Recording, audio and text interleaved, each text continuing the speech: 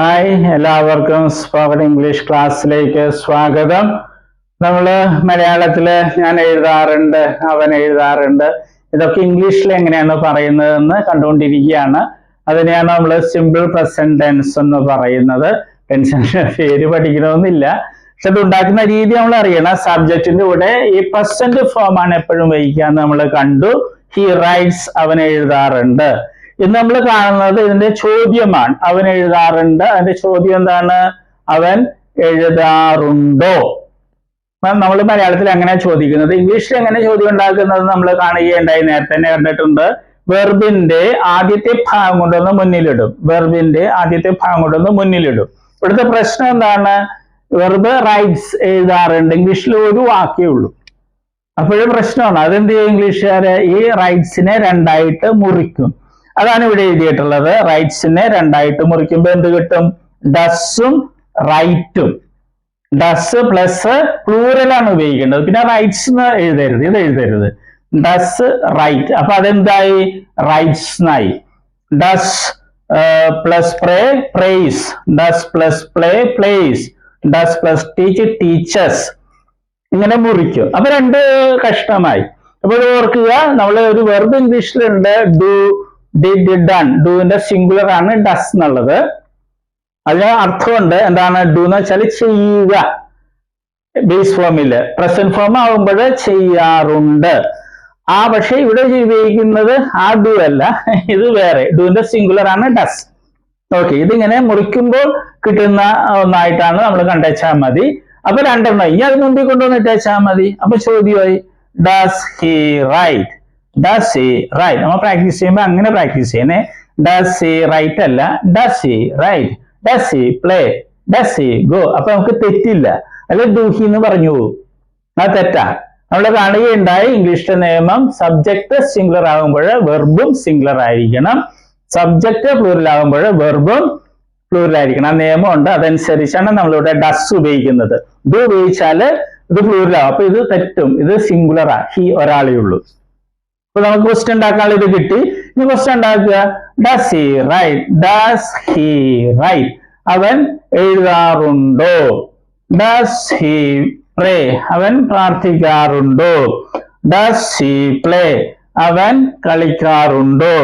Does he teach? അവൻ പഠിപ്പിക്കാറുണ്ടോ? Does he Singh? അവൻ പാടാറുണ്ടോ? ഇതിങ്ങനെ നമുക്ക് ഇത് അറിഞ്ഞിരുന്നാൽ പിന്നെ എന്തോരം വാചകങ്ങൾ ഇതുപോലെ ഉണ്ടാക്കാൻ പറ്റും. അത് കുറെ വാചകങ്ങൾ കാണപ്പെടും, പഠിച്ചിട്ട് കാര്യമില്ല. അതെങ്ങനെ ഉണ്ടാക്കുന്നു എന്ന് അറിഞ്ഞാൽ നന്നായിട്ട് ഇംഗ്ലീഷ് പറയാം. ഇത് എത്രയേ ഉള്ളൂ. ഇതെല്ലാം ഒരുപോലെ തന്നെയാ. Does she write? അവൾ എഴുതാറുണ്ടോ? Does she write? Does she write? Does she pray? അവൾ പ്രാർത്ഥിക്കാറുണ്ടോ? Does she play? അവൾ കളിക്കാറുണ്ടോ? Does she teach? അവൾ പഠിപ്പിക്കാറുണ്ടോ? Does she sing? Does she sing? അവൾ പാടാറുണ്ടോ? Does my friend? ഒരാളേ ഉള്ളൂ അല്ലെ. അപ്പൊ does my friend write? Does my friend write? എന്റെ കൂട്ടുകാരൻ എഴുതാറുണ്ടോ? Does my friend pray? എന്റെ കൂട്ടുകാരൻ പ്രാർത്ഥിക്കാറുണ്ടോ? നിന്റെ കൂട്ടുകാരൻ പ്രാർത്ഥിക്കാറുണ്ട്. Does your friend? Does your friend pray? Does your friend pray? Does my friend play? എന്റെ കൂട്ടുകാരൻ കളിക്കാറുണ്ടോ? Does my friend teach? എന്റെ കൂട്ടുകാരൻ പഠിപ്പിക്കാറുണ്ടോ? Does my friend sing? എന്റെ കൂട്ടുകാരൻ പാടാറുണ്ടോ? Does my friend sing? എന്റെ കൂട്ടുകാരൻ പാടാറുണ്ടോ? Does your sister write? Does your sister write? അപ്പൊ നമ്മൾ സാധാരണ യുവർ സിസ്റ്റർ എന്നൊക്കെ പറയാൻ ഷീ വയ്ക്കുള്ളേ. ഇപ്പൊ ഇവിടെ മൈ ഫ്രണ്ട് എന്ന് പറഞ്ഞത് ആണാണെങ്കിൽ ഹി വയ്ക്കും, പെണ്ണാണെങ്കിൽ ഷീ വയ്ക്കും, പുരുഷനാണെങ്കിൽ ഹിയും, സ്ത്രീ ആണെങ്കിൽ ഷീയും വയ്ക്കും. അങ്ങനെ അത് ഉപയോഗിക്കുള്ളൂ. പിന്നെ നമ്മൾ പക്ഷെ ഇങ്ങനെ നമുക്ക് എഴുതാം. Does your sister play? നിന്റെ സിസ്റ്റർ കളിക്കാറുണ്ടോ? Does your sister teach? നിന്റെ സിസ്റ്റർ പഠിപ്പിക്കാറുണ്ടോ? Does your sister sing? നിന്റെ സിസ്റ്റർ പാടാറുണ്ടോ? Does their brother? അല്ലെ, ഒരാളേ ഉള്ളൂ, ബ്രദർ, ഒരാൾ, ബ്രദർ ആ subject. Does their brother write? Does their brother? അപ്പൊ നമ്മൾ ആ ബ്രദറിനെ കുറിച്ച് പറഞ്ഞിട്ടുണ്ടാവും. അപ്പൊ നമ്മൾ സാറിന് their ബ്രദർ എന്ന് പറയില്ല, എന്ത് പറയുള്ളൂ, അതിന് പറയാൻ ഹി എന്ന് ചോദിക്കുള്ളൂ. ഡസ് ഹി റൈറ്റ് എന്നേ ചോദിക്കുള്ളൂ. പക്ഷെ വേണമെങ്കിൽ ഇങ്ങനെ പറയാം. മിക്കപ്പോഴും നമ്മൾ ഇതിന് പകരമാണ് നമ്മൾ ഈ വാക്കുകൾ ഉപയോഗിക്കുന്നത് കേട്ടോ ഇംഗ്ലീഷില്. Does their brother pray? അവരുടെ ബ്രദർ പ്രാർത്ഥിക്കാറുണ്ടോ? Does their brother play? അവരുടെ ബ്രദർ കളിക്കാറുണ്ടോ? Does their brother teach? അവരുടെ ബ്രദർ പഠിപ്പിക്കാറുണ്ടോ? Does their brother sing? അവരുടെ ബ്രദർ പാടാറുണ്ടോ? ഇത് റിപ്പീറ്റ് ചെയ്യുക. വീണ്ടും ഞാൻ പറയുകയാണ്. അതായത് ഈ വാക്കുകൾക്ക് പകരം നമ്മൾ ഒന്നിലെ ഹിയോ ഷിയോ ഉപയോഗിക്കുകയുള്ളൂ. ഈ രീതിയിൽ പറയുമ്പോൾ ഒത്തിരി ബുദ്ധിമുട്ടുമാണ്. പറഞ്ഞല്ലേ, ഇപ്പൊ മൈ ഫ്രണ്ടിനെ കുറിച്ച് നമ്മൾ എന്തെങ്കിലും പറഞ്ഞിട്ടുണ്ടാവും, അതിന് ശേഷമാണ് ഇതൊക്കെ പറയുന്നത്. അപ്പൊ സ്വാഭാവികമായിട്ടും ആണാണെങ്കിൽ ഹി വയ്ക്കും, പെണ്ണാണെങ്കിൽ ഷീ വയ്ക്കും. ഓക്കെ, നമുക്ക് വാചകങ്ങൾ വലുതാക്കാം. Does he go to visit his parents? Does he go to visit his parents? അവന്റെ പാരന്റ്സിനെ സന്ദർശിക്കുവാൻ പോകാറുണ്ട്. ഡസ് ഹി ഗോസ് എന്ന് പിന്നെ പറയില്ല അല്ലെ? ഗോസ് എന്ന് പറഞ്ഞാൽ തെറ്റാ, കാരണം ആ ഗോസിലെ ES ആണ് ഇവിടെ കൊണ്ടുവന്നിട്ടിരിക്കുന്നത് ഡസ്സിലുള്ളത്. ഇത് ഡോസ് എന്നല്ല, ഡസ് എന്നാ പറയാ അല്ലെ? Does he go to visit his parents? Does he go to visit his friends? അവന്റെ കൂട്ടുകാരെ സന്ദർശിക്കുവാൻ അവൻ പോകാറുണ്ടോ? Does he go to visit his friends? Does he go to help his parents? അവന്റെ പാരന്റ്സിനെ സഹായിക്കുവാൻ അവൻ പോകാറുണ്ടോ? Does he go to help his parents? Does he go to help his friends? അവന്റെ കൂട്ടുകാരെ സഹായിക്കുവാൻ അവൻ പോകാറുണ്ടോ? ഇത് നമ്മൾ പ്രാക്ടീസ് ചെയ്യുക. വളരെ എളുപ്പമാണ്, പക്ഷെ പ്രാക്ടീസ് നമ്മൾ ഒരാളെ കൂടി കണ്ടെത്തി പ്രാക്ടീസ് ചെയ്യുക. കറക്റ്റ് നല്ല വാചകങ്ങൾ ഉണ്ടാക്കാനേ, ശരിയായിട്ടുള്ള വാചകങ്ങൾ ഉണ്ടാക്കാൻ ശ്രദ്ധിക്കണം. ഇതുപോലെ വാചകങ്ങൾ നീട്ടാനൊക്കെ നമ്മൾ പരിശ്രമിക്കുക. പിന്നെ പഠിക്കുന്ന രീതിയിലാണ് ഞാൻ നേരത്തെ പറഞ്ഞതുപോലെ does he write? Does he write? അവൻ എഴുതാറുണ്ടോ? ഡസ് ഹി എന്ന് ഒരുമിച്ച് എപ്പോഴും പറയാം. Does he go? അവൻ പോകാറുണ്ടോ? Does he come? അവൻ വരാറുണ്ടോ? Does he sit? അവൻ ഇരിക്കാറുണ്ടോ? Does he sleep? അവൻ ഉറങ്ങാറുണ്ടോ? അവൻ ക്ലാസ്സിൽ ഉറങ്ങാറുണ്ടോ? Does he sleep in the class? Does he sleep in the class? Does he sleep in the class? Okay, അങ്ങനെ നമ്മൾ പ്രാക്ടീസ് ചെയ്യണേ. അപ്പോ ഇനി നമുക്ക് വെർബിന്റെ ലിസ്റ്റ് ഉണ്ട്, അത് പഠിക്കണം. ഈ 4 ഫോംസ് നമ്മൾ അറിഞ്ഞിരിക്കണം. നമ്മൾ 3 ഫോംസ് പഠിച്ചാൽ അതിന്റെ കാരണമൊക്കെ നേരത്തെ പറഞ്ഞതാണ്. ആ ഫോംസ് വളരെ പ്രധാനപ്പെട്ട, അതറിയാതെ ഇംഗ്ലീഷ് പറയാനൊന്നും പറ്റത്തില്ല. All the best. നമ്മൾ വെർബുകളാണ് കാണുന്നത്. വെർബ്സ് എന്ന് പറയുന്നത് ക്രിയകൾ അല്ലെ? വരിക, പോവുക എന്നൊക്കെ പറയുന്നതാണ് വെർബ് അല്ലെ ക്രിയകള്. അപ്പൊ വെർബിന് അല്ലെ ക്രിയക്ക് ധാരാളം രൂപങ്ങളുണ്ട്. ഉദാഹരണമായിട്ട് മലയാളത്തിൽ എഴുതുക എന്ന ക്രിയ അല്ലെങ്കിൽ വെർബ് എടുക്കുക, അങ്ങനെ ഒത്തിരി രൂപങ്ങൾ. എഴുതുക, എഴുതും, എഴുതുകയാണ്, എഴുതിയിട്ടുണ്ടായിരുന്നു, എഴുതുവാൻ, എഴുതുമായിരുന്നു, എഴുതണമായിരുന്നു, അങ്ങനെയൊക്കെ ധാരാളം രൂപങ്ങൾ മലയാളത്തിലുണ്ട്. അതുപോലെ ഇംഗ്ലീഷിലുണ്ട് ധാരാളം ഫോംസ്, രൂപങ്ങളുണ്ട്. അതിൽ 4 എണ്ണമാണ് ഇംഗ്ലീഷിലെ ഏറ്റവും പ്രധാനപ്പെട്ട രൂപങ്ങൾ. അതേതൊക്കെയാണ്? ഫോം എന്ന് വെച്ചാൽ രൂപം. Base form, present form, past form, past participle form. ഈ 4 രൂപങ്ങളാണ് ഏറ്റവും പ്രധാനപ്പെട്ടത്. കാരണം ഇംഗ്ലീഷില് എല്ലാ ടെൻസ് എന്ന് പറയുന്നത് അത് മറ്റൊക്കെ ഉണ്ടാക്കുന്നത് ഈ 4 എണ്ണത്തില് ഏതെങ്കിലുമൊക്കെ ഉപയോഗിച്ചാണ് ടെൻസും മറ്റും ഉണ്ടാക്കുന്നത്. അപ്പൊ ഈ 4 എണ്ണം അറിഞ്ഞിരിക്കണം, എങ്കിലേ ഇംഗ്ലീഷ് സംസാരിക്കാനും എഴുതാനൊക്കെ സാധിക്കുകയുള്ളൂ. ഉദാഹരണമായിട്ട് നമ്മൾ ബേസ് ഫോം അല്ലേ? ഉദാഹരണമായിട്ട് റൈറ്റ് എന്ന വെർബ് എടുക്കുന്നു. അതിന്റെ അർത്ഥം എന്താണ്? എഴുതുക. പ്രസന്റ് ഫോമില് റൈറ്റ് ഉണ്ട്, റൈറ്റ്സും ഉണ്ട്. ഇത് പ്ലൂറലാണ്, ഇത് സിംഗുലർ ആണ്. ഇതിന്റെ അർത്ഥം എന്താണ്? എഴുതാറുണ്ട് അല്ലെങ്കിൽ എഴുതുന്നു. ഇത് രണ്ടുപേരെ അർത്ഥം മലയാളത്തില്. പല കുട്ടികളും പ്രസന്റ് ഫോമിൽ ചോദിക്കുമ്പോൾ അവര് എഴുതുക എന്ന് പറയും. അത് തെറ്റാണ്. ഈ പ്രസന്റ് ഫോമില് റൈറ്റിന്റെ അർത്ഥം എഴുതാറുണ്ട് എന്നുള്ളതാണ്. എഴുതുക എന്നുള്ളത് ബേസ് ഫോമാ. ഇത് ഒത്തിരി പേര് തെറ്റായിട്ട് സ്കൂളിൽ പഠിച്ചിട്ടുണ്ട്. പാസ്റ്റ് ഫോമില് അതിന്റെ അർത്ഥം എന്താണ്? വാക്ക് എന്താണ്? റോട്ട്. അതിന്റെ അർത്ഥം എഴുതി എന്നുള്ളതാണ്. പിന്നെ പാസ്റ്റ് പാർട്ടിസിപ്പിൾ ഫോം ഉണ്ട്, അതിന്റെ റൈറ്റിൻ്റെത് റിട്ടൺ എന്നുള്ളതാണ് ആ ഫോം. അതിന് പല അർത്ഥങ്ങളുണ്ട്, മാറി മാറി വരും.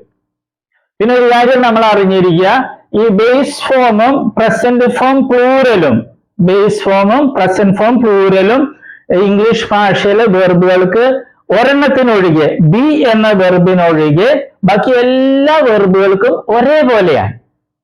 സ്പെല്ലിങ്ങും ഉച്ചാരണമൊക്കെ ഒരേപോലെ തന്നെയാണ്. ഏത്? ബേസ് ഫോമും പ്രസന്റ് ഫോം പ്ലൂറലും. അർത്ഥം വ്യത്യാസമുണ്ട്. ബേസ് ഫോമിൽ എഴുതുക എന്നുള്ളതാണ് റൈറ്റ് എന്ന് പറയുമ്പോൾ, പ്രസന്റ് ഫോമിൽ റൈറ്റ് എന്ന് പറയുമ്പോൾ എഴുതാറുണ്ട് എന്നുള്ളതാണ്. ഇംഗ്ലീഷ് ഭാഷയിൽ 1,70,70,000-ലധികം വെർബുകൾ, ക്രിയകളുണ്ട്. അപ്പൊ അതില് ഈ വെർബ് ഒഴിച്ച് ബി എന്നൊരു വെർബ് ഉണ്ട് ഇംഗ്ലീഷില്. അത് ഒഴിച്ച് ബാക്കി എല്ലാ വെർബുകളുടെയും ബേസ് ഫോമും പ്രസന്റ് ഫോം പ്ലൂറലും ഒരേപോലെ, ഒരേ സ്പെല്ലിംഗ്, ഒരേ ഉച്ചാരണം. ഓക്കെ, അതുകൊണ്ട് നമ്മൾ ഇത് പ്രത്യേകിച്ച് പഠിക്കില്ല. നമ്മൾ ഇത് മൂന്നുമാണ് പഠിക്കുന്നത്. അത് നമ്മൾ സ്കൂളിൽ പഠിച്ചിട്ടുണ്ട് അല്ലെ? Come, came, come, go, went, gone, അത് തന്നെ സാധനം. പിന്നെ നേരെ ഒരു കാര്യവും കൂടി, ഇംഗ്ലീഷിൽ നേരത്തെ പറഞ്ഞു 1,70,000 വെർബ്സ് ഉണ്ട്. അതിൽ ഭൂരിഭാഗം വെർബുകളുടെയും ഈ പാസ്റ്റ് ഫോമും പാസ്റ്റ് പാർട്ടിസിപ്പിൾ ഫോമും ഉണ്ടാക്കുന്നത് ഈ പ്രസന്റ് ഫോമിന്റെ കൂടെ ഡി അല്ലെങ്കിൽ ഇ ഡി എന്ന് കൂട്ടിച്ചേർത്താണ്. ഒരിക്കൽ കൂടി പറയട്ടെ, ഇംഗ്ലീഷ് ഭാഷയിലെ ഒട്ടുമിക്ക വെർബുകളുടെയും പാസ്റ്റ് ഫോമും പാസ്റ്റ് പാർട്ടിസിപ്പിൾ ഫോമും ഉണ്ടാക്കുന്നത് ഡി അല്ലെങ്കിൽ ഇ ഡി എന്ന് പ്രസന്റ് ഫോമിന്റെ ഈ പ്ലൂറലിനോടുകൂടെ കൂട്ടിച്ചേർത്താണ്. അല്ലാതെ കുറെ വെർബ്സ് ഉണ്ട്. അപ്പൊ പക്ഷെ അതാണ് നമുക്ക് ഒത്തിരി ഉപയോഗിക്കുന്നത്. അതിലൊരു ഒരെണ്ണമാണ് ഇത്, റൈറ്റ്, റോട്ട്, റിട്ടൺ. ഇത് മൂന്ന് രീതിയാണ്. റൈറ്റ് ഇത് വേറെ രീതി, റോട്ട് ഇത് റിട്ടൺ. ഓക്കെ, അപ്പൊ നമ്മളിത് മൂന്നും പഠിക്കുള്ളൂ. നേരത്തെ പറഞ്ഞതുപോലെ ഇത് പ്രത്യേകിച്ച് പഠിക്കേണ്ട കാര്യമില്ല, ബേസ് അർത്ഥം അറിഞ്ഞിരുന്നാൽ മതി. ഓക്കെ, ഇപ്പൊ കമ്മിന്റെ അർത്ഥം എന്ന് പറഞ്ഞാൽ വരിക. ബേസ് ഫോമിൽ കം എന്ന് പറഞ്ഞാൽ വരിക എന്നായിരിക്കും. പ്രസന്റ് ഫോമിൽ വരാറുണ്ട് എന്നായിരിക്കും അതിന്റെ അർത്ഥം. ഉച്ചാരണവും സ്പെല്ലിങ്ങും ഒന്ന് തന്നെ ആയിരിക്കും. അപ്പൊ നമ്മളിത് മൂന്ന് സ്കൂളിൽ നമ്മൾ പഠിച്ചിട്ടുണ്ട്. അത് ശരിയായിട്ടൊന്ന് മനസ്സിലാക്കണമെന്നേ ഉള്ളൂ.